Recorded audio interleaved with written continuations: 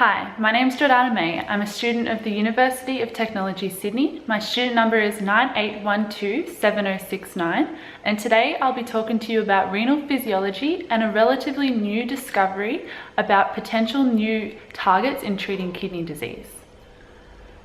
So for everyone to understand the significance of this discovery, first I'll briefly overview the physiology of the renal system and how it functions in a healthy body. As you can see in this diagram, the renal system involves two kidneys connected to the bladder by ureters, which is connected to the urethra. The kidneys are made of small functional units called nephrons, where basically all renal physiological processes take place.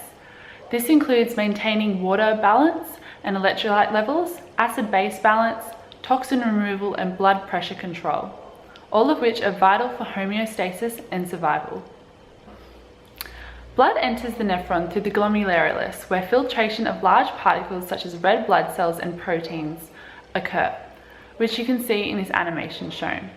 From here, the glomerular filtrate, which is made up of ions, glucose, amino acids, and wastes, enters the tubules where reabsorption occurs. At the same time that water and nutrients are reabsorbed into the body, secretion is performed, where waste and hydrogen ions pass from the capillaries into the renal tubule.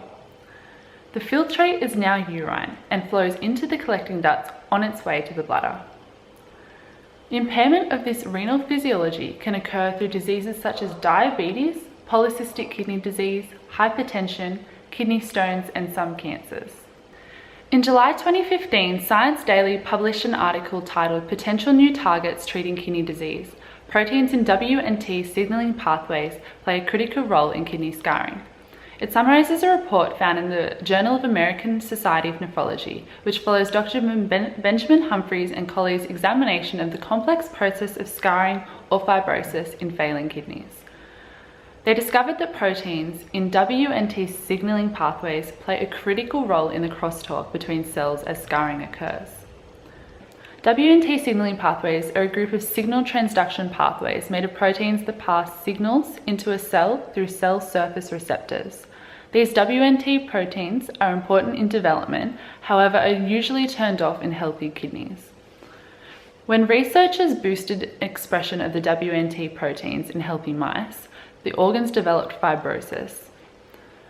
Dr. Humphrey tells us that this means that the drugs targeting WNTs might be an effective strategy for humans with chronic kidney disease.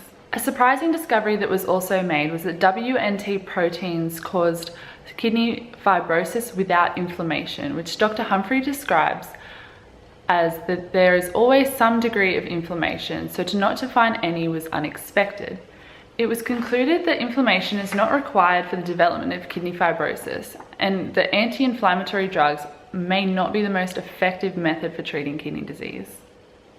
9 months after the publication of these findings, another article was posted on Science Daily, this time titled "WNT Secretion Preventing Drugs May Reduce Renal Fibrosis Study Shows." Utilizing the discoveries made by Dr. Humphreys, connecting these signaling pathways to the expression of the disease, researchers from Duke NUS Medical School have shown that drugs that target WNT secretion by inhibiting porcupine, which is a protein usually targeted for cancer treatment, may reduce renal fibrosis and protect the kidneys. In this study, one ureter was blocked so that the affected kidneys became damaged and scarred. The team then demonstrated that inhibiting WNT secretion interrupted the dangerous buildup of scar tissues in the kidney. A WNT secretion inhibitor called ETC159 is currently in phase 1 of clinical trial to target different cancers. Based on the findings of this study, it is possible that ETC159 could be tested to treat diseases other than cancer. An effective drug would allow patients with kidney disease to lead more productive and independent lives. Likewise, it would have a positive impact on the healthcare system, as finding alternative treatments for renal fibrosis before it reaches an advanced stage is very necessary. This would also produce a reduction in the need for renal dialysis and kidney transplant and is considered very important. Thank you so much for listening.